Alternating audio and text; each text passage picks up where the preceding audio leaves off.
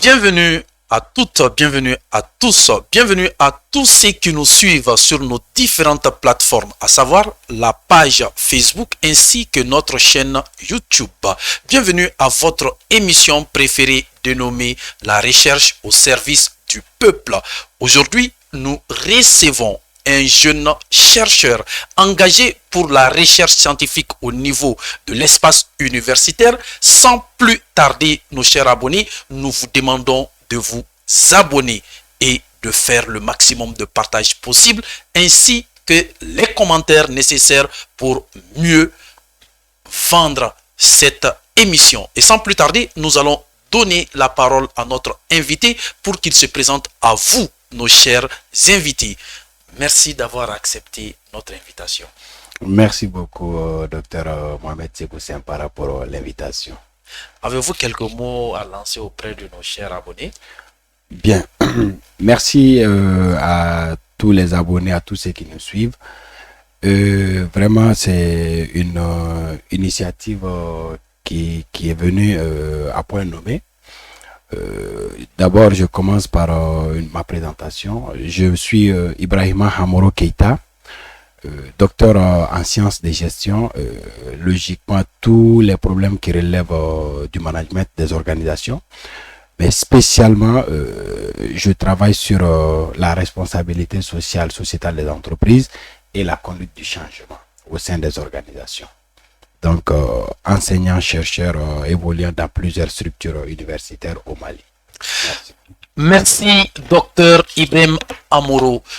Nous vous informons qu'il a travaillé sur une problématique propre qui est la suivante: attribution causale des activités de responsabilité sociétale des entreprises et comportement des salariés au travail, cas des PME du secteur agroalimentaire.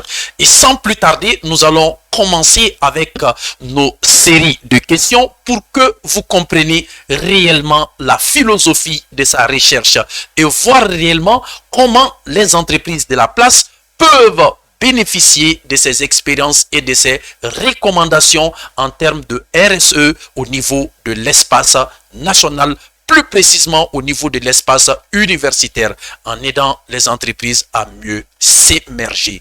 Et sans plus tarder, notre première question tourne autour de sa thèse.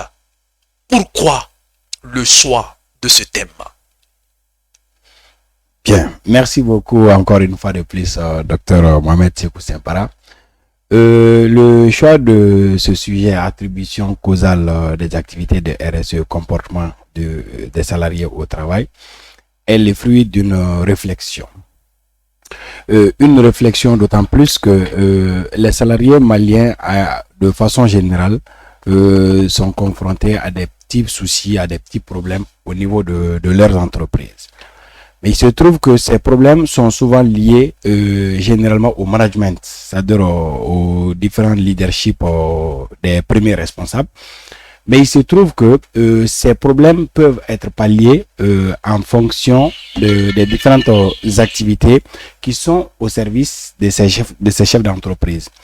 Ils mettent généralement certaines activités sociales, certaines activités RSE, qui peuvent être des solutions à ces petits problèmes.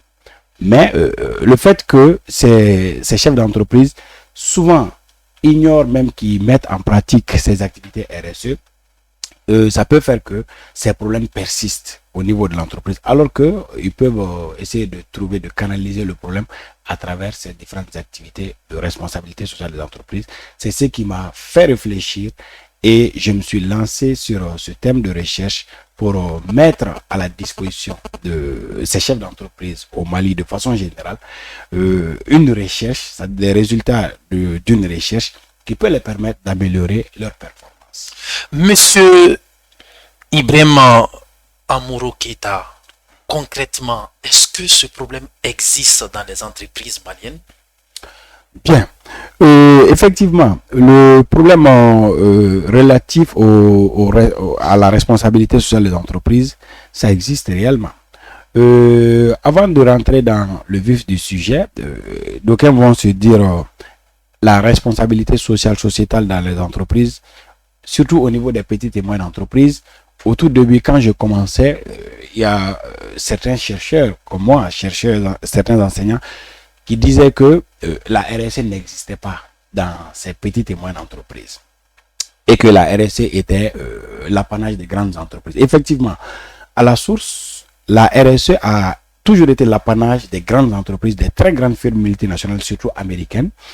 Mais étant donné que les PME représentent la majorité des entreprises pratiquement dans tous les pays au monde, et plus précisément au Mali, logiquement, ces différentes activités sociales mises en pratique par ces entreprises relèvent de la responsabilité sociale des entreprises. Ok. Merci pour cet éclaircissement. Nous vous demandons de faire le maximum de partage possible pour que les universitaires s'imprègnent de la valeur de sa contribution lors de sa recherche en sciences de gestion et aider aussi les entrepreneurs à mieux se structurer et à accompagner les agents qui travaillent au sein de leur boîte. Et parlant de là, nous voyons toujours les gens dire responsabilité sociale des entreprises, responsabilité sociale des entreprises. Concrètement, quelle est la différence? Et la responsabilité sociétale des entreprises de façon globale, de quoi il s'agit? Bien. Très bonne question parce que c'est effectivement l'appellation souvent pose problème au niveau de la RSE. Quand on parle de RSE, souvent on entend responsabilité sociale des entreprises, souvent on entend responsabilité sociétale des entreprises. Ce qu'il faut retenir en réalité, les deux appellations passent, c'est la même chose. Mais ce qu'il faut comprendre, la RSE, responsabilité sociale des entreprises, a toujours été appelée comme l'appellation anglo-saxonne de la RSE parce que quand on essaie de faire une historique de cette notion, elle a vu le jour aux États-Unis dans les années 50, plus précisément en 1953, avec Howard Bowen, qui est considéré aujourd'hui comme le père fondateur de la notion de RSE. Donc, cette appellation a vu le jour aux États-Unis sous l'appellation Corporate Social Responsibility. Maintenant, le CSR, le social là, c'est ce que les anglo-saxons traduisent par la responsabilité sociale des entreprises.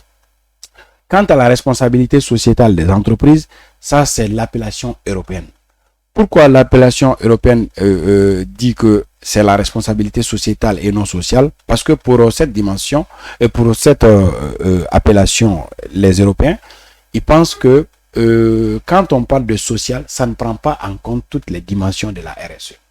Par contre, quand on prend la RSE, elle se déroule autour de trois dimensions. D'abord, une dimension économique, une dimension sociale et une dimension environnementale. Donc, la préservation de l'environnement. La préservation de l'environnement. Donc, pour les Européens, dire qu'il s'agit de responsabilité sociale, ça ne permet pas de prendre en compte toutes ces dimensions et que ça se limite seulement à la dimension sociale.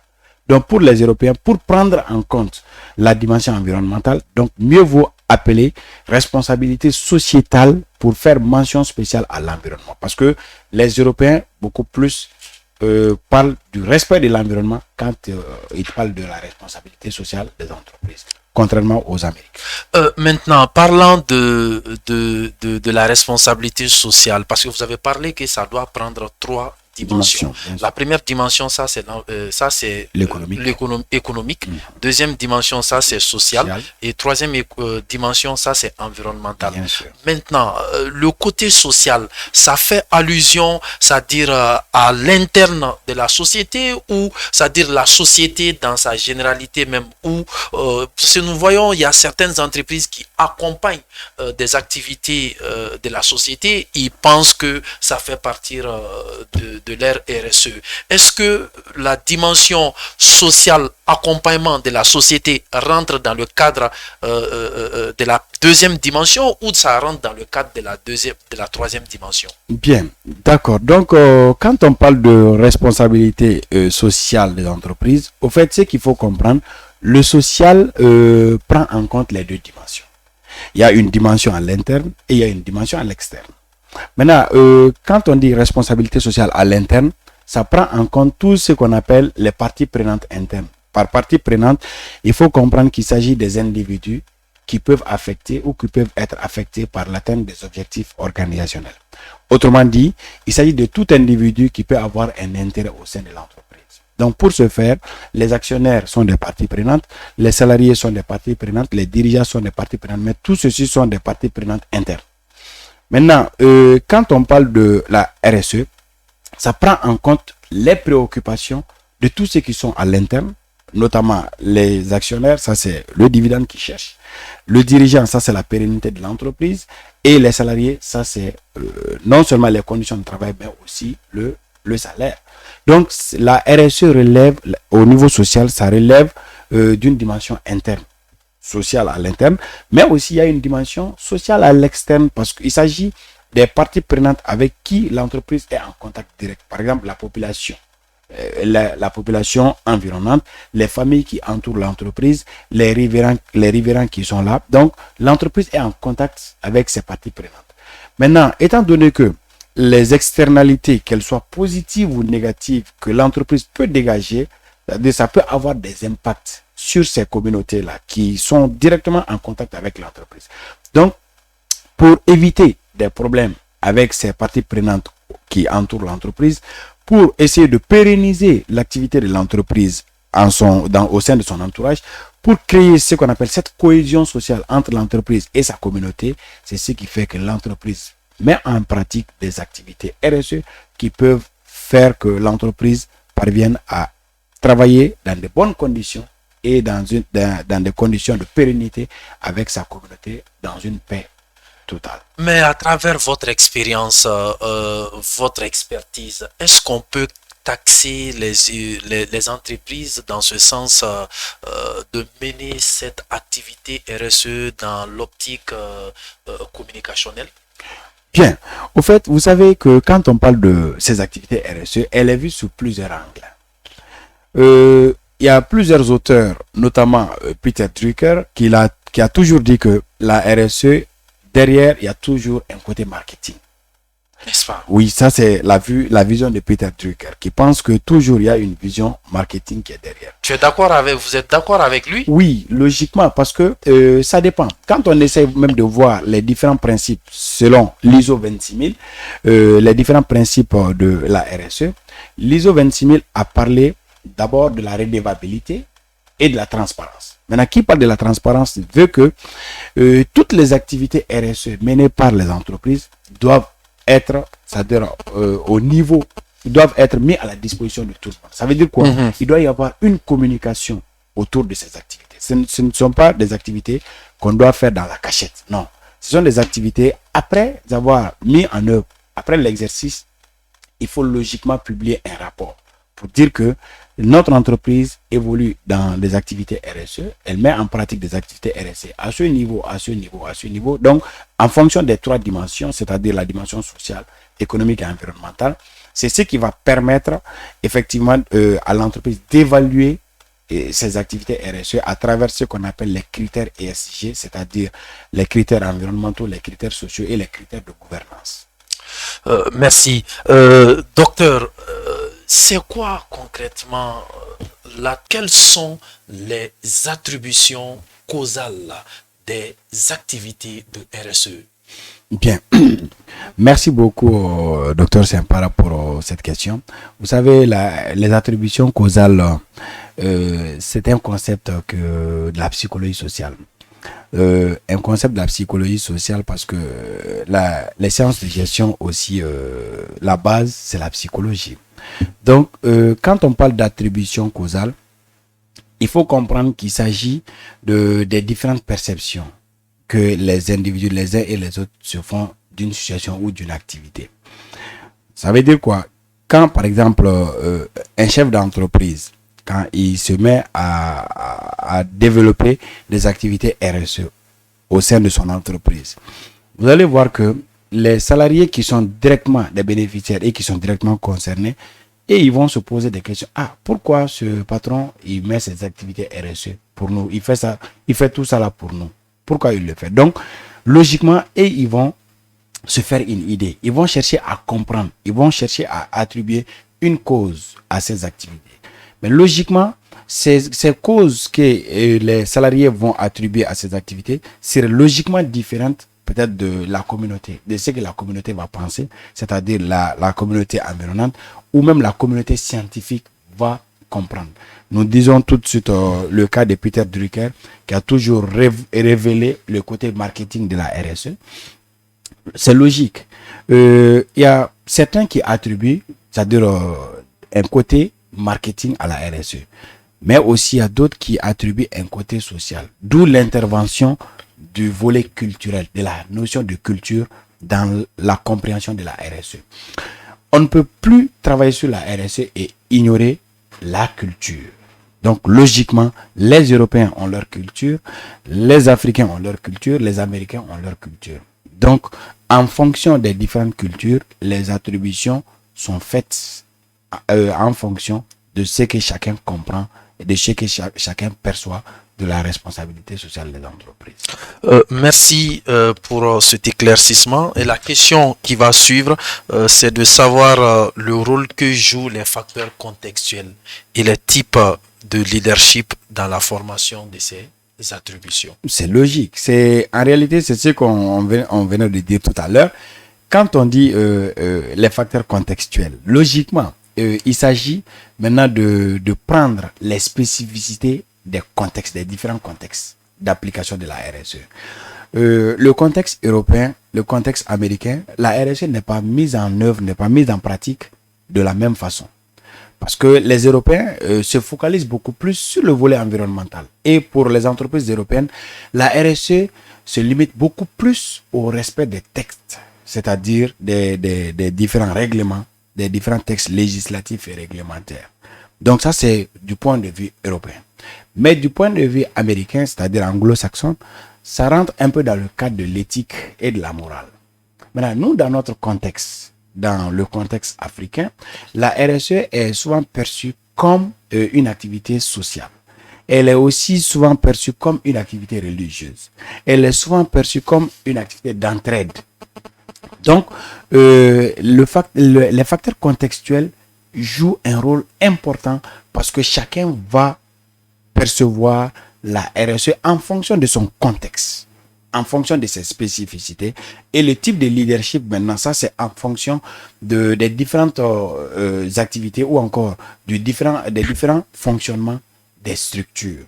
Chaque propriétaire dirigeant, chaque entrepreneur a son leadership. Maintenant, celui qui privilégie la RSE et qui prend en compte la RSE, qui décide de faire de la RSE un point focal, ce propriétaire dirigeant va voir que son type de leadership va l'apporter un surplus. Il y a aussi d'autres propriétaires dirigeants qui peuvent se focaliser sur autre chose et maintenant d'adopter la responsabilité sociale des entreprises. Donc, ce qu'il faut comprendre, le type de leadership ici, il s'agit des différents fonctionnements des chefs d'entreprise. Comment chacun gère son entreprise et quelle est la relation que chaque propriétaire dirigeant tisse avec ses employés, avec sa communauté. Et maintenant, parlant de sa relation et de son style de leadership par rapport à la responsabilité sociétale des entreprises vis-à-vis des salariés, la question fondamentale que je me pose, quel est au juste l'impact de ces attributions sur le comportement de ces salariés? Logiquement, nous avons rappelé la théorie de réciprocité de Goldner. Donc, une fois que ces propriétaires dirigeants mettent en pratique ces activités RSE, si c'est pour les salariés à l'interne d'abord, et en tant que premier bénéficiaire des activités RSE, logiquement, s'ils vont percevoir la RSE comme une activité sociale, comme une activité religieuse, donc logiquement, les salariés aussi auront un comportement. Parce que ça va influencer le comportement des salariés à travers souvent ce qu'on appelle la motivation, à travers l'engagement, à travers l'implication. Parce que si le salarié sait que pendant les activités religieuses, c'est-à-dire pendant les fêtes de Ramadan, pendant les fêtes de Tabaski, pendant les événements sociaux comme le mariage, comme les baptêmes, comme les décès, le salarié qui voit, par exemple, son patron sur le lieu de son événement social, ça va entraîner chez ce salarié une considération. Il va se sentir concerné, il va se sentir considéré, il va se sentir respecté et logiquement, il va se sentir engagé encore au sein de son entreprise. Parce que s'il voit que le patron lui-même se déplace pour venir sur le lieu justement, il se voit important. Il se voit important. Donc, s'il se voit important, il va se dire, ah, bon, vraiment, le patron me fait tout ça. Et moi, en retour, qu'est-ce que moi je fais pour le patron? Donc, ça crée chez le salarié un comportement d'engagement. Donc, quand on parle d'engagement, il peut y avoir ce qu'on appelle l'engagement affectif. La RSE crée ce qu'on appelle cet engagement affectif-là. Parce que ça crée un lien entre les salariés et leur patron. Il y a aussi l'engagement normatif et l'engagement calculé. Mais pour la RSE... Engagement calculé, c'est quoi? L'engagement calculé, il s'agit par exemple d'un engagement où le salarié va se dire, moi je suis dans cette entreprise-là aujourd'hui. Si je quitte l'entreprise et que je serai au chômage, maintenant, le fait de dire, est-ce rester au sein de cette entreprise ou quitter cette entreprise? Donc, le salarié va rentrer dans ce calcul pour dire, non, je vais rester dans cette entreprise parce que je sais que si je laisse cette activité-là, je serai au chômage. Peut-être il peut même faire un autre paramétrage dans son calcul en disant que même si j'ai telle proposition de telle société, dans telle société, est-ce que ce nouveau patron sera susceptible de... Justement. Ça aussi, ça peut être un calcul. Au fait, en réalité, ça rentre dans le cadre de l'engagement calculé. Parce que vous savez que la RSE, ça crée ce qu'on appelle un comportement, de façon générale, c'est ce qu'on appelle le comportement de citoyenneté organisationnelle. Ça crée un comportement responsable chez le salarié. Parce que le salarié va se dire, bon, vraiment, tout ce que le patron me fait, consciencieusement, il faut que je reste avec ce patron. Donc, la RSE peut vraiment être un facteur d'engagement des salariés. Mais aussi, ça peut être un facteur qui attire d'autres talents. Parce que d'autres talents peuvent voir qu'au sein de cette entreprise-là, il y a des activités RSE qui sont mises en pratique. Donc, ça peut les pousser aussi à venir dans cette entreprise. Donc, ceci rentre dans le cadre des avantages de la RSE. Merci pour cet éclaircissement. Une fois de plus, ceux qui ne sont pas abonnés, abonnez-vous à cette page parce que cette page est là exclusivement pour la communauté malienne, au niveau national qu'international. Et sans plus tarder, vous avez parlé de tellement de choses à travers votre thèse, à travers votre recherche. Je me dis, concrètement, par quelle voie de moyens vous êtes arrivé à faire ce travail de recherche? Bien. Donc, si j'ai bonne mémoire, c'est 3 ans, non? Bien sûr, c'est 3 ans. Ok. 3 ans parce que, vous savez, quand on essaie de voir le début de la thèse, c'était fin 2016 et on a soutenu en 2020, bientôt 4 ans. Maintenant, pour faire cette thèse, c'est ce que je disais au tout début, quand on a parlé de la RSE au sein des petites et moyennes entreprises, il y a d'autres chercheurs qui ont essayé de dire que la RSE n'existait pas au sein de ces petites et moyennes entreprises. Mais en réalité, ça ne nous a pas découragés. On est parti sur la base du terrain. Donc, c'est ce qui c'est ce qui donne un caractère qualitatif à notre recherche. Parce que cette recherche, c'est une recherche exploratoire. Exploratoire d'autant plus que au moment où on entamait cette recherche, il y avait plus ou moins pas de recherche effectuée sur la RSE dans le secteur des PME au Mali. Donc, il n'y avait plus ou moins pas de recherche. Donc, logiquement, nous ne sommes pas partis sur la base des écrits qui existent dans le contexte malien, mais nous sommes partis sur la base des réalités maliennes, c'est-à-dire des réalités du terrain. C'est ce qui a donné un caractère qualitatif à notre recherche et à visée exploratoire. Donc, nous sommes partis sur une dynamique de rencontrer les acteurs, c'est-à-dire les propriétaires dirigeants des structures agroalimentaires. Nous sommes partis à leur rencontre, avec un guide d'entretien, bien évidemment. Maintenant, quand on est parti, on les a rencontrés, on les a expliqué l'idée de cette recherche et on les a administré les questions. Ils nous ont répondu. Maintenant, à partir de là, on a aussi interviewé des salariés aussi qui nous ont donné des informations. Donc, nous avons travaillé sur la base d'une étude qualitative à base exploratoire sur à peu près 16 petites et moyennes entreprises évoluant dans le secteur agroalimentaire. Maintenant, concrètement, à travers ces voies et moyens, concrètement, vous êtes parvenu à obtenir quels résultats? Au fait, nous avons eu des résultats à l'issue des recherches. Maintenant, les résultats que nous avons eus, ce sont des résultats d'abord qui évoquent que au niveau des petites et moyennes entreprises du secteur agroalimentaire malien, que la RSE existe. Ça, c'est le premier résultat. Parce qu'il y a d'autres qui disent que la RSE existe. Donc, mais pourtant, on disait que ça n'existait pas. Donc, le premier résultat qu'on a eu, c'est l'existence de la responsabilité sociale des entreprises au niveau de ces petites et moyennes entreprises-là. Peut-être de façon non formalisée. Justement. Donc, ce volet informel rentre aussi dans le cadre des sciences de gestion, parce que quand on parle des sciences de gestion aujourd'hui, ce n'est pas seulement le volet formel qui est pris en compte, parce que le volet formel, logiquement, il y a eu tellement de recherches, il y a eu suffisamment de recherches sur le volet formel que aujourd'hui, le Mali, avec plus de 70 à 80% de ses revenus qui proviennent du secteur informel, donc mérite aussi qu'on effectue, qu'on se dirige vers ce secteur pour développer nos recherches.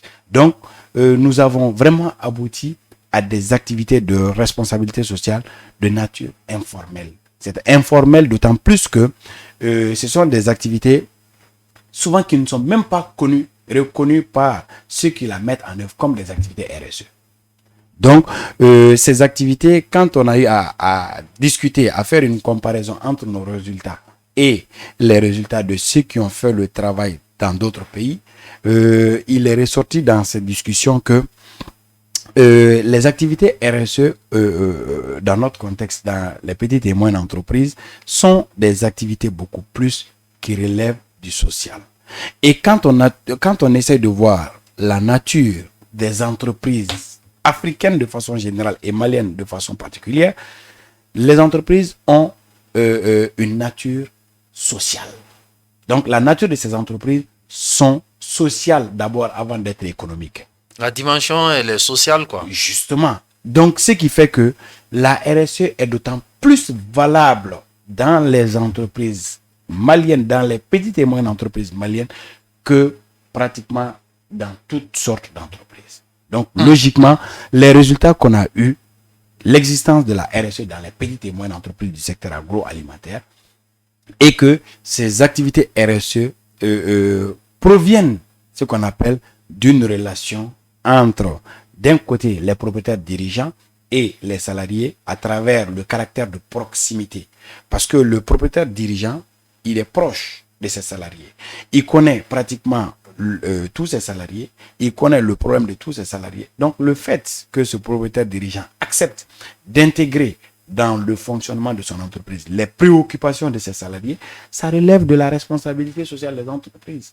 Donc, logiquement, à travers les discussions, il y a d'autres aussi qui peuvent dire de nos résultats que ces résultats proviennent, ou encore ces résultats relèvent de la philanthropie d'entreprise. La philanthropie qui n'est autre que l'amour de son prochain. Et si on dit que ces activités relèvent de la philanthropie, nous disons haut et fort que la philanthropie rentre dans le cadre de la RSE à travers la pyramide de Carroll, qui a dit que la responsabilité sociale de l'entreprise, c'est la responsabilité de l'entreprise à 4 niveaux. C'est-à-dire le niveau économique, le niveau juridique, le niveau éthique et le niveau philanthropique. Donc la philanthropie, ça rentre dans le cadre de la responsabilité sociale des entreprises sous la vision de Carroll en 1979. Super. Moi-même, je suis parti. Je suis dépassé, je suis surpassé. Et nos chers abonnés, j'espère que c'est de la même manière. Nous vous demandons encore une fois de plus de faire le maximum de commentaires possibles.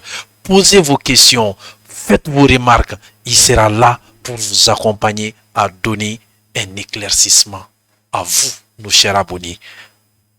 Nous vous remercions vraiment pour ces commentaires et ces likes possibles. Et pour finir, la dernière question que je m'en vais vous poser, quelle recommandation avez-vous faites auprès des entreprises de la place? Bien, comme recommandation, en réalité, ce que je recommande aux entreprises maliennes d'abord, qui pratiquent la RSE, je les recommande de contextualiser leur pratique RSE. Parce que vous allez voir, dans beaucoup d'entreprises au Mali, elles pratiquent la RSE, mais quand on rentre dans ces entreprises, on demande aux salariés de ces entreprises c'est quoi la RSE. Ces salariés eux-mêmes ont de la peine à te répondre. Donc pour moi, il faut contextualiser leur pratique RSE. Ça veut dire quoi? Ça veut dire qu'au lieu de se focaliser sur des volets qui n'ont pas tout de suite d'impact positif sur l'activité de l'entreprise, l'entreprise a le choix.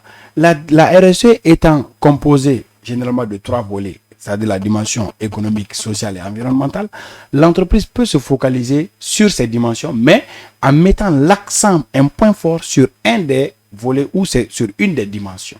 Donc pour moi, il faut que les entreprises maliennes essaient de contextualiser la RSE en intégrant, je dis bien, la culture, en intégrant les spécificités de notre contexte dans leur pratique RSE. Donc, pour ne pas dire que quand on fait de la RSE, c'est vrai, la RSE l'idée peut venir de la maison mère, mais la maison mère d'une entreprise peut être dans un contexte différent du contexte malien.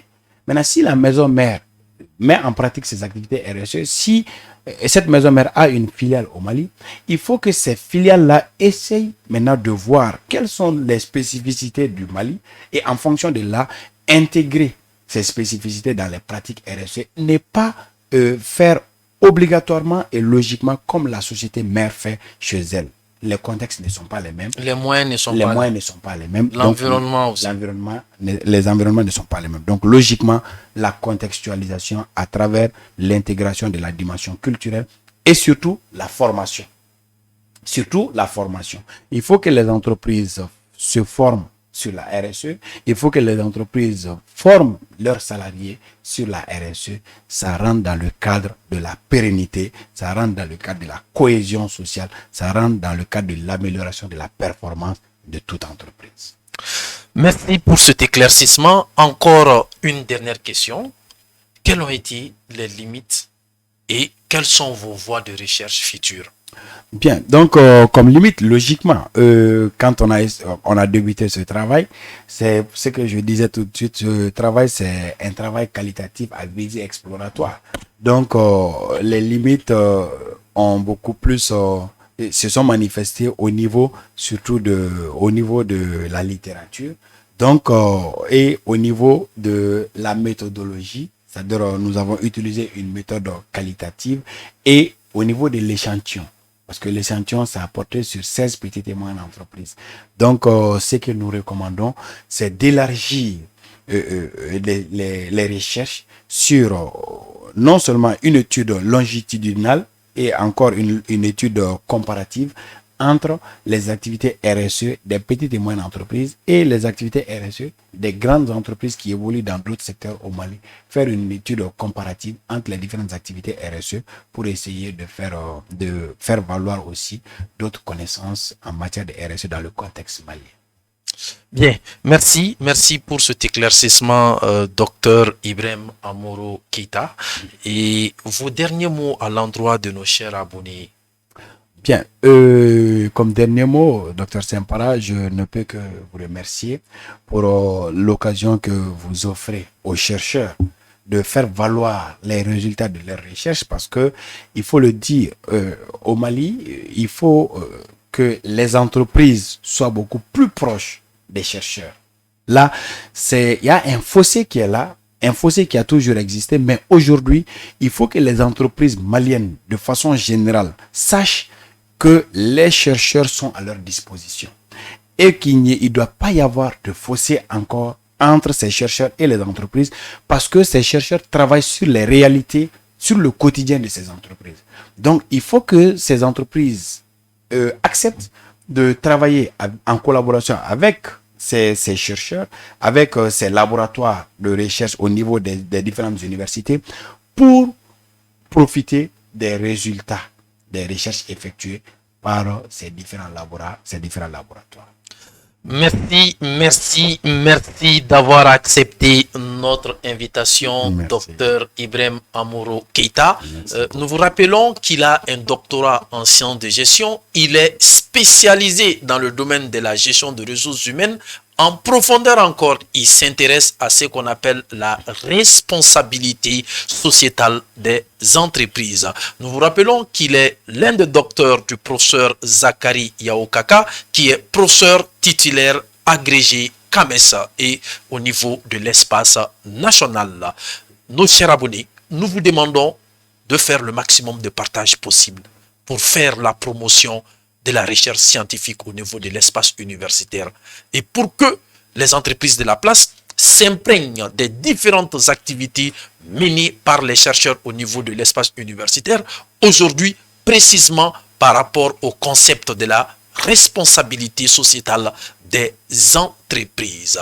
Et sans plus tarder, nous vous remercions et nous réitérons notre remerciement à l'endroit du docteur Amourou Keita d'avoir accepté notre invitation sur le plateau de Sympa Vision.